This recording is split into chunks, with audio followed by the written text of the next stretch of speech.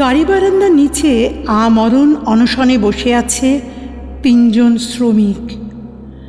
আজ 13 দিন ধরে ওদের দেখছি।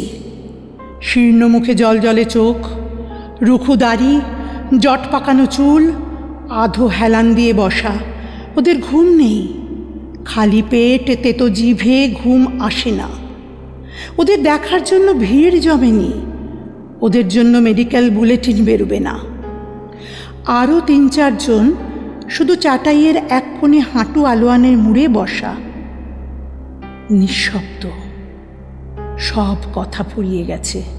বাড়ি ফেরার পথে আজ 13 দিন ধরে ওদের দেখছি। মৃত্যু শিয়রে নিয়ে বসেছ কেন? কেড়ে খেতে পারলে না? এ কথা শতই আমার মনে আসে, নিজেই লজ্জা পাই। ওদের নেতারা কেউ এখানে নেই, তারা বাড়িতে ঘুমোচ্ছে। ওদের মালিকরা দিল্লি বোম্বাইতে ঘুমন্ত। রাষ্ট্রপতির প্রাসাদে খাটাখাটনি করছে 150 জন ভৃত্য। দর্জির কাছে কোমরের মাপ দিচ্ছে রোজ অসংখ্য মানুষ। গোটা বড় বাজার জুড়ে চোঁয়া ঢেকুরের শব্দ।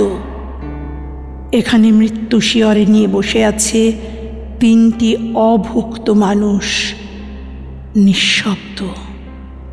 চোখে ঘুম নেই, ক্লান্ত, জিভে তেতো স্বাদ, থমথম করছে হাওয়া। কেউ জানি না কি সাংঘাতিক কাণ্ড হতে চলেছে। আমি রাজনীতিফিতি বুঝি না, আমি সইতে পারছি না ওই 3 জন মানুষের নিঃশব্দ বসে থাকা। তোলপাড় করছে আমার বুক। আমি বলতে চাই, সাবধান, মানুষ আর ব্যর্থ মৃত্যু মেনে নেবে না। সাবধান, মানুষ আর ব্যর্থ মৃত্যু মেনে নেবে না। বাড়িতে ফিরে ভাতের থালার সামনে আমার গা গুলিয়ে ওঠে। সারা রাত আমার ঘুম আসে না।